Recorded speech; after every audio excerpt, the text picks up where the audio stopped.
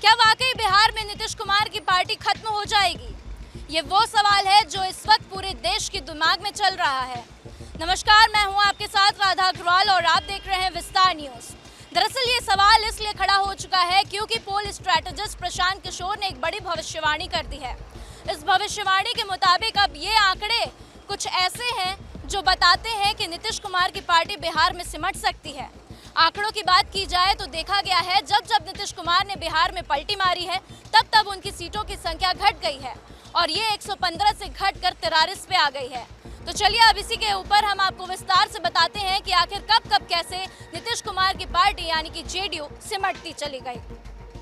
भाजपा के साथ मिलकर नीतीश कुमार ने बिहार में लालू यादव के शासन के बाद 2005 और 2010 के बीच बिजली, सड़क और अपराध रोकने पर अच्छा काम किया।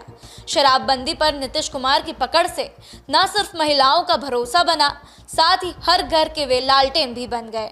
लेकिन बिहार में अच्छा काम करने, लोकप्रियता मिलने के बाद भी नीतीश कुमार की कुर्सी तो बनी रही, लेकिन जेडीयू के विधायक घटते चले गए। आंकड़ों की बात की जाए तो आपको बता दें कि 2010 में नीतीश कुमार के पास 115 विधायक थे, जो 2015 में घटकर 71 हो गए और फिर 2020 में जेडीयू विधायकों की संख्या सिमटकर 43 हो गई। इस वक्त जेडीयू के पास लगभग 45 विधायक हैं। अब आंकड़ों से समझिए कि कैसे जब नीतीश कुमार ने पलटी मारी तो अगले चुनाव में उनकी सीटों की संख्या कम हो गई। साल 2013 बीजेपी से 17 साल पुराना गठबंधन टूटा। इसके बाद से ही नीतीश कुमार को लोकसभा, विधानसभा में नुकसान होना भी शुरू हो गया।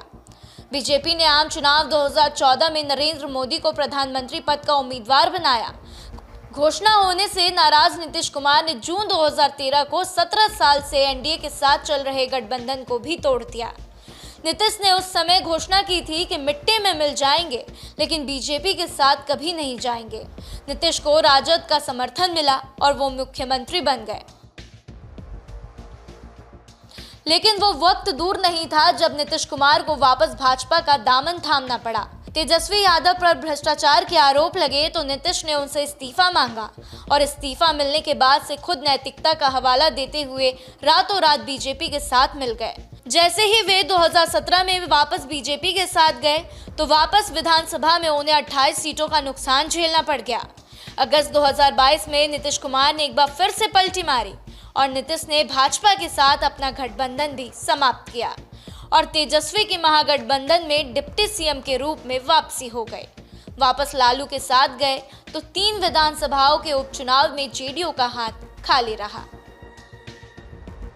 बीते 2 विधानसभा चुनाव के परिणाम यानी कि 2015 और 2020 के आंकड़े भी यही बताते हैं कि नीतीश कुमार जब पलटी मारे तब उनकी पार्टी कमजोर होती चली गई और शायद बीजेपी भी यही चाहती है, क्योंकि जब नीतीश कुमार कमजोर होंगे बीजेपी को उतना ही फायदा होगा। लेकिन अब बात यह है कि क्या नीतीश कुमार एक बार फिर पलटेंगे, क्योंकि सियासी गलियारों में अब एक बार फिर इसकी चर्चा उठ चुकी है। क्योंकि जिस तरीके से आरजेडी के बड़े नेता कुछ रुक कर और कुछ सोचकर अपने बयान दे रहे हैं, वो इसी ओर इशारा करते हैं। कैमरामैन खेमराज के साथ मैं राधा अग्रवाल, विस्तार न्यूज।